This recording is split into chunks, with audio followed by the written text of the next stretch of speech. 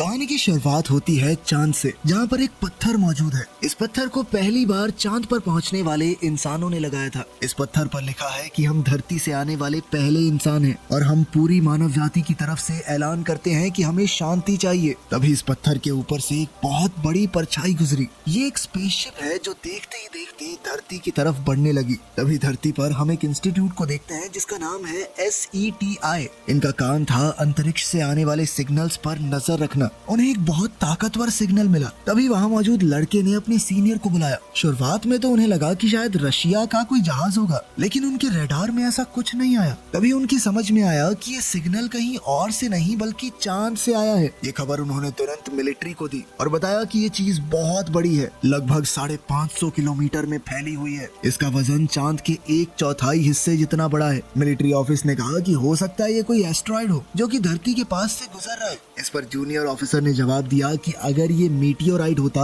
तो यूं बार बार रुकता ना, एक ही पर्टिकुलर स्पीड पर चलता रहता। इस बात ने सबकी टेंशन बढ़ा दी। दूसरी तरफ व्हाइट हाउस में प्रेसिडेंट भी इस बात से बहुत परेशान था कि आखिर ये चीज है क्या। तभी उन्हें बताया गया कि ये चीज अचानक ही अंतरिक्ष में रुक गई और अब वो 36 अलग अलग टुकड़ों में बट चुकी है। इसका हर एक हिस्सा बहुत बड़ा है और अगले 36 घंटे के अंदर ये चीज धरती के बहुत पास होगी। कुछ देर बाद दुनिया के अलग अलग कोनों से खबरें आने लगी कि उन लोगों ने आग के बादल देखे। ये आग का बादल कुछ और नहीं बल्कि वही UFO है जिसके अलग अलग हिस्से हो गए थे। तभी एक UFO मैक्सिको की तरफ बढ़ने लगा और जैसे ही इन्होंने अपना प्लेन उस तरफ भेजा तो प्लेन UFO तक पहुंचने से पहले ही उसकी आग से जलकर राख हो गया। यानी अब भी इंसानों को UFO से लड़ने का सोल्यूशन नहीं मिला। कुछ ही देर बाद वो उड़न तश्तरी शहर के ऊपर आकर रुक गई। इसका साइज इतना बड़ा था कि उसने शहर को पूरी तरह से ढक लिया। सिर्फ मैक्सिको में नहीं बल्कि दुनिया के अलग अलग देशों में UFO ऐसे ही रुक गए। UFOs की वजह से टीवी सिग्नल्स में भी दिक्कत होने लगी, इसलिए टीवी स्टेशन पर एक आदमी को बुलाया गया।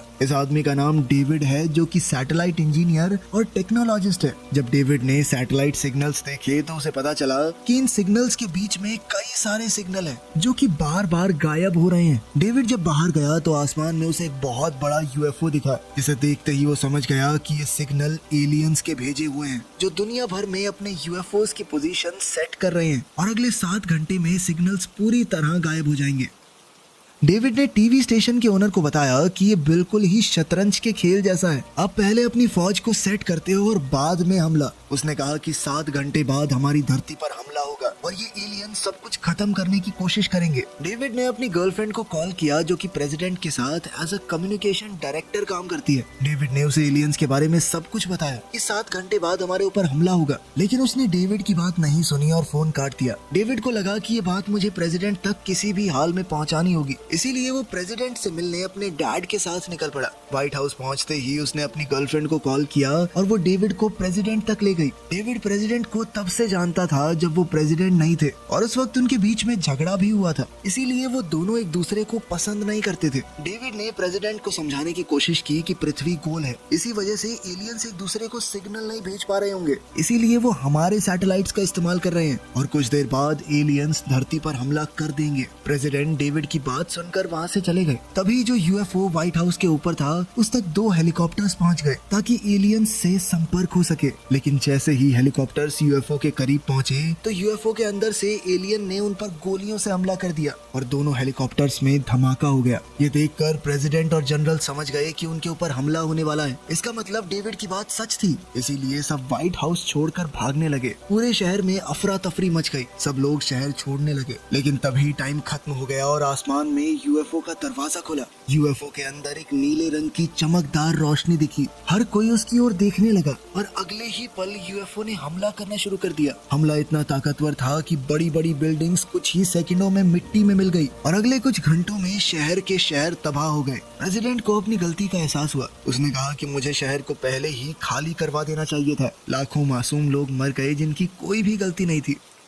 तभी एयरफोर्स ने एलियंस से बदला लेने का प्लान बनाया। इसके लिए कुछ फाइटर प्लेन्स ने UFO के पास जाकर अपनी अपनी पोजीशन ली। एक फाइटर प्लेन में कैप्टन स्टीवन भी है जिसका सपना था एक एस्ट्रोनॉट बनने का। सभी फाइटर प्लेन्स ने अपनी मिसाइल्स को उस UFO के ऊपर दाग दिया, लेकिन सारी मिसाइल्स उस UFO से टकराने से पहले ही डिफ्यूज हो गई क्योंकि उस UFO को एक अदृश्य दीवार ने बचा रखा था। UFO के ऊपर मिसाइल्स से कई बार हमला किया गया लेकिन कोई फायदा नहीं हुआ। अगले ही पल उस यूएफओ के अंदर से बहुत सारे छोटे छोटे ड्रोन्स निकले और उन ड्रोन्स ने प्लेन्स के ऊपर हमला करना शुरू कर दिया और लगभग सारे के सारे फाइटर प्लेन्स को खत्म कर दिया। लेकिन कैप्टन स्टीवन का प्लेन अभी भी सुरक्षित था। एक ड्रोन ने उसका पीछा करना शुरू कर दिया। तभी कैप्टन प्लेन को पहाड़ों के बीच में ले गए। अब यूएफओ स्टीवन के सामने है। इससे पहले कि यूएफओ स्टीवन के फाइटर प्लेन को खत्म करता, स्टीवन ने अपने प्लेन का पैराशूट खोल दिया, जिसमें उलझकर यूएफओ क्रैश हो गया। अब एलियंस की उड़न तश्तरी स्टीवन के सामने थी। स्टीवन ने पास जाकर देखा तो उसे यूएफओ के अंदर एक एलियन जख्मी हालत में मिला। स्टीवन ने एलियन को एक जोरदार मुक्का मारा और एलियन बेहोश हो गया। वहीं प्रेसिडेंट भी परेशान हो गए क्योंकि एलियंस ने उनकी एयरफोर्स को बर्बाद कर दिया था। इसलिए उनके लोग चाहते हैं कि एलियंस के ऊपर न्यूक्लियर बॉम्ब से हमला किया जाए, मगर प्रेसिडेंट ने उनकी बात नहीं मानी। उनका कहना था कि मैं अपने लोगों को खतरे में नहीं डाल सकता। तभी डेविड ने भी ये बात सुन ली और उसे गुस्सा आ गया। डेविड ने कहा कि हम एलियंस पर न्यूक्लियर बॉम्ब से हमला नहीं कर सकते, क्योंकि ऐसा करने पर हम खुद अपनी धरती को खत्म कर देंगे। डिफेंस मिनिस्टर ने गुस्से में डेविड को बाहर जाने को कहा। इस बात से डेविड के पिता को गुस्सा आ गया और वो कहने लगे कि तुम सब कुछ जानते थे, इसके बावजूद भी तुमने कुछ नहीं किया। साल 1947 में रोजवेल में एक यूएफओ क्रैश हुआ था, जिसके अंदर एलियन भी थे, जिन एलियंस को तुमने एरिया 51 के अंदर दुनिया से छुपा कर रखा। यानी तुम्हें पता था कि एलियन सच में होते हैं। तुम लोगों को इस जंग की तैयारी पहले से कर लेनी चाहिए थी। तभी प्रेसिडेंट डेविड के पिता से कहने लगे कि कोई एरिया 51 नहीं है और ना ही कोई एलियन पहले धरती पर आया था। लेकिन दूसरी ओर से डिफेंस मिनिस्टर ने कहा कि ये सच कह रहे हैं। ये सुनते ही प्रेसिडेंट तो हैरान रह गया, क्योंकि प्रेसिडेंट को किसी ने एरिया 51 या फिर किसी यूएफओ के क्रैश होने के बारे में कुछ बताया ही नहीं। एरिया 51 को दरअसल आर्मी कंट्रोल करती थी। खैर, उनकी इस बातचीत के बाद सभी लोग एरिया 51 पहुंचे, जहां धरती के नीचे एक बहुत ही बड़ी लैब थी। आज भी यहां वो यूएफओ मौजूद है। साइंटिस्ट ने प्रेसिडेंट को बताया कि हम पिछले कई सालों से इसे ठीक करने की कोशिश में लगे हुए हैं। हालांकि हम इसके बारे में काफी कुछ समझ गए, लेकिन इसे दोबारा से ठीक कर पाना हमारे बस की बात नहीं है। मगर पिछले 24 घंटे से जब से वो यूएफओज आए हैं, ये भी अपने आप एक्टिव होना शुरू हो गया। साइंटिस्ट ने बताया कि ये एलियन हमारी ही तरह वातावरण को महसूस कर सकते हैं। उन्हें ठंड गर्मी हर चीज महसूस होती है, इसीलिए वो धरती पर कब्जा करना चाहते हैं। फिर साइंटिस्टों ने उन 3 एलियंस के अवशेष दिखाए जो साल 1947 में जब वो यूएफओ क्रैश हुआ तो मारे गए थे। साइंटिस्ट ने बताया कि ये एलियन देख सुन तो सकते हैं मगर बोल नहीं पाते। हो सकता है ये अपनी बात एक दूसरे से ऐसे ही दिमाग में कह सकते हो। प्रेसिडेंट ने डेविड से कहा कि तुमने इनके सिग्नल्स को समझा था ना, अब तुम ही इनके कोड को समझोगे। दूसरी तरफ कैप्टन स्टीवन एलियन को पैराशूट में बांधकर आगे बढ़ने लगा। तभी अचानक उन्हें कुछ ट्रक्स दिखाई दिए।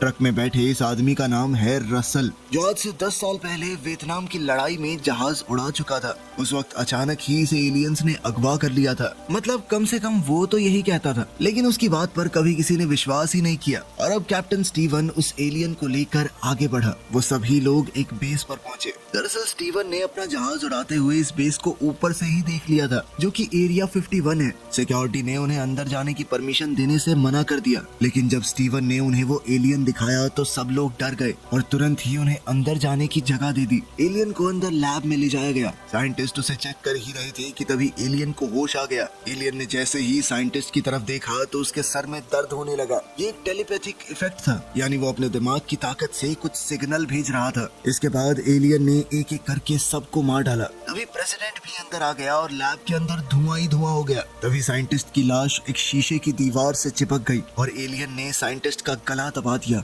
जिसके बाद वो साइंटिस्ट के दिमाग को अपने वश में करके प्रेसिडेंट से बात करने लगा। मुझे जाने दो। प्रेसिडेंट ने कहा कि अगर हम आपस में सुलह कर लें तो एक दूसरे से काफी कुछ सीख सकेंगे और हम कोशिश करेंगे कि एक साथ मिलकर रह सके। लेकिन एलियन ने साफ साफ मना कर दिया और कहने लगा, हम हर एक इंसान को जान से मार देंगे। जैसा दर्द साइंटिस्ट के सर में हुआ था, वैसा ही दर्द प्रेसिडेंट के सर में भी होने लगा, क्योंकि अब प्रेसिडेंट टेलीपैथिकली एलियन से कनेक्टेड था। इस वजह से प्रेसिडेंट ने अपना आपा खो दिया। आखिरकार प्रेसिडेंट को बचाने का कोई और रास्ता था नहीं। उनके गार्ड्स ने एलियन को मार दिया। एलियन के मरते ही प्रेसिडेंट दोबारा से होश में आ गए। उस एलियन से कनेक्ट होने की वजह से प्रेसिडेंट समझ गया कि ये यहाँ पर क्यों आए हैं। प्रेसिडेंट ने अपने लोगों को बताया कि ये एलियंस बहुत ज्यादा संख्या में पूरे ब्रह्मांड में फैले हैं। ये एक प्लैनेट से दूसरे पर जाते हैं और इनका टारगेट है पूरे ब्रह्मांड पर कब्जा करना। जो भी प्लैनेट इनके बीच में आ जाए उस पर कब्जा कर लेते हैं ये। और अब बारी है हमारी धरती की।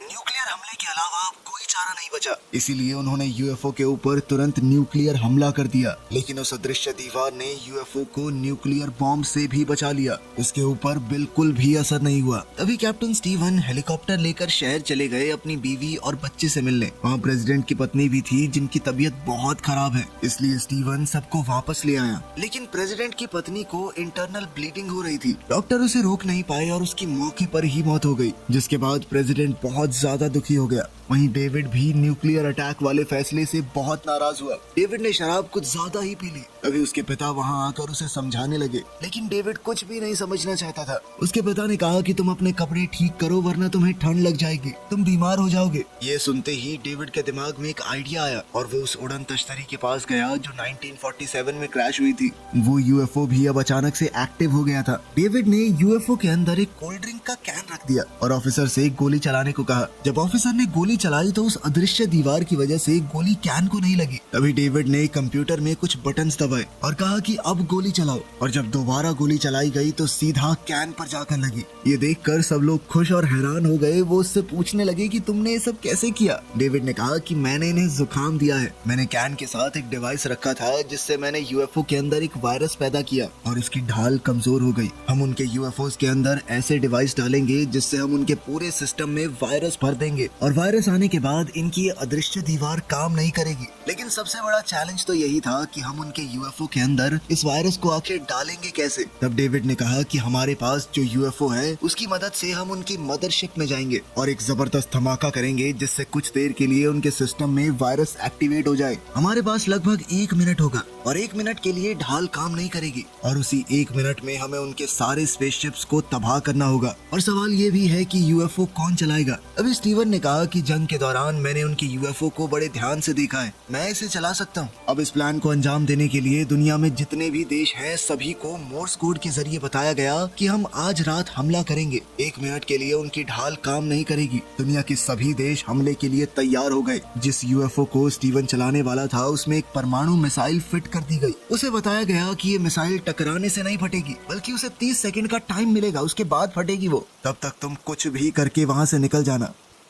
पायलट्स की कमी होने की वजह से सरकार को लोगों के बीच में जाकर कहने लगा कि जिसे भी प्लेन उड़ाना आता है वो सामने आए। रसल, जिसे एलियंस ने अगवा किया था, वो वियतनाम की लड़ाई में पायलट था। उसने आगे आकर कहा कि मैं भी इन कुत्तों से बदला लेना चाहता हूँ। वो भी उनके साथ शामिल हो गया। प्रेसिडेंट ने तय किया कि वो भी एक फाइटर प्लेन उड़ाएगा, क्योंकि पहले वो भी एक पायलट रह चुका था। अब स्टीवन और डेविड यूएफओ में बैठकर एलियंस की तरफ रवाना हो गए और उनकी मदरशिप के अंदर एंटर कर गए। यहाँ एलियंस की एक बहुत बड़ी फौज हमले को तैयार बैठी थी। अंदर घुसते ही उनका यूएफओ अपने आप कंट्रोल होने लगा और वहाँ जाकर फिट हो गया जहाँ सारे छोटे छोटे यूएफओ थे। डेविड ने वायरस अपलोड करना शुरू कर दिया और वायरस अपलोड होते ही उसने धरती पर इस बात की जानकारी दी। इसके बाद धरती पर जो यूएफओ था उस पर हमला कर दिया गया, मगर ढाल पर कोई फर्क नहीं पड़ा। ये देखकर सब उदास हो गए। तभी प्रेसिडेंट ने कहा कि एक कोशिश और करते हैं, और इस बार मिसाइल सीधा यूएफओ को जाकर लगी। इस बात से सभी लोग बेहद खुश हो गए और फिर एक के बाद एक मिसाइल यूएफओ पर दाग दी गई।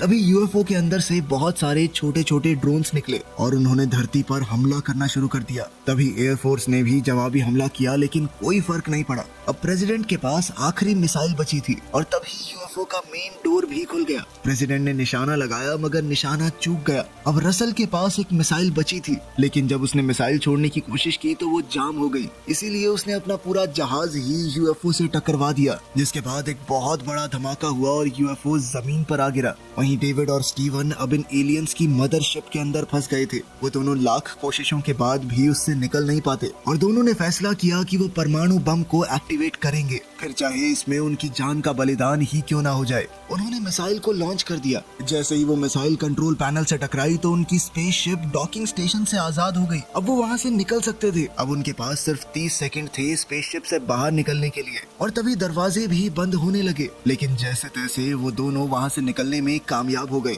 उनके बाहर निकलते ही एक बहुत बड़ा न्यूक्लियर ब्लास्ट हुआ, जिसमें मदरशिप पूरी तरह से तबाह हो गया। पूरी दुनिया में जहाँ जहाँ भी स्पेसशिप थे, इंसानों ने सबको खत्म कर दिया, और इसी तरह जंग में एलियंस की हार हुई और इंसानों की जीत।